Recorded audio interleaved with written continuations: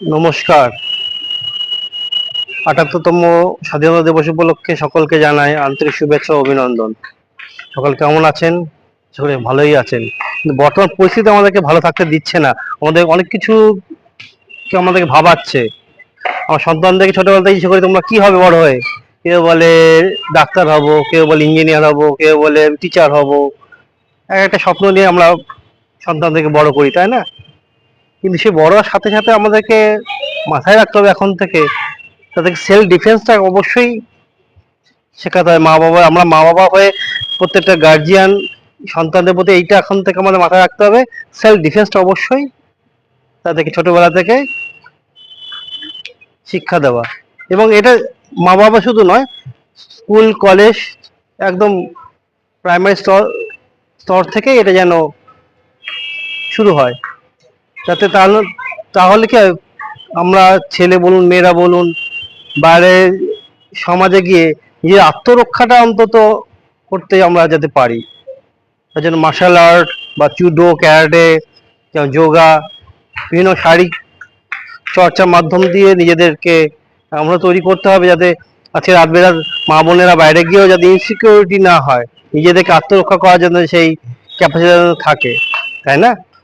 সুতরাং আমাদের এই ভিডিওটার উদ্দেশ্য এটাই, সেলফ ডিফেন্সটা খুব দরকার। আত্মরক্ষার জন্য যা যা দরকার আজকে আমাদের সমাজে যেই জায়গায় চলে গেছে অবক্ষয়, তার জন্য কিন্তু আমাদের উচিত আগামী প্রজন্মকে সেই জায়গায় তৈরি করা, যাতে তারা প্রথম থেকেই সেভাবে নিজেদেরকে তৈরি করতে পারে এবং আত্মরক্ষা করে নিজেদেরকে সমাজে সুভাবে প্রতিষ্ঠিত করতে পারে।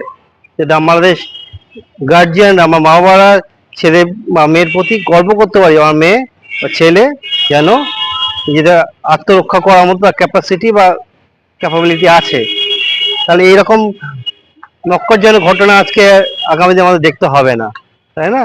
আমরা সেলাই পড়াই, মেয়েদের ওয়ার্কগুলো অ্যাক্টিভিটি আমরা করাই, কিন্তু পাশে মাথায় রাখতে হবে এখন থেকে এই ধরনের আত্মরক্ষামূলক কাজও অ্যাক্টিভিটি তাদেরকে মধ্যে তৈরি করতে হবে।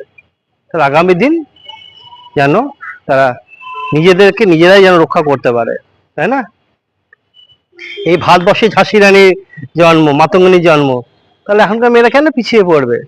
নতুন প্রজন্মরা তাদেরকেও নিজের আত্মরক্ষা এগিয়ে আসতে হবে।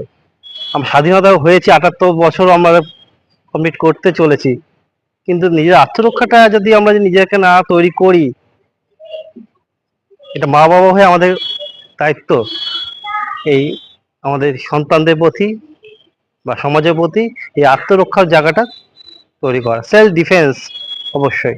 যাই হোক, সকলে ভালো থাকবেন, সুস্থ থাকবেন, সাবধানে থাকবেন, সন্তানদের যত্ন রাখবেন, খেয়াল রাখবেন।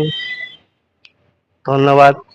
জয় হিন্দ, বন্দে মাতারাম, মা তুঝে সালাম। জয় হোক।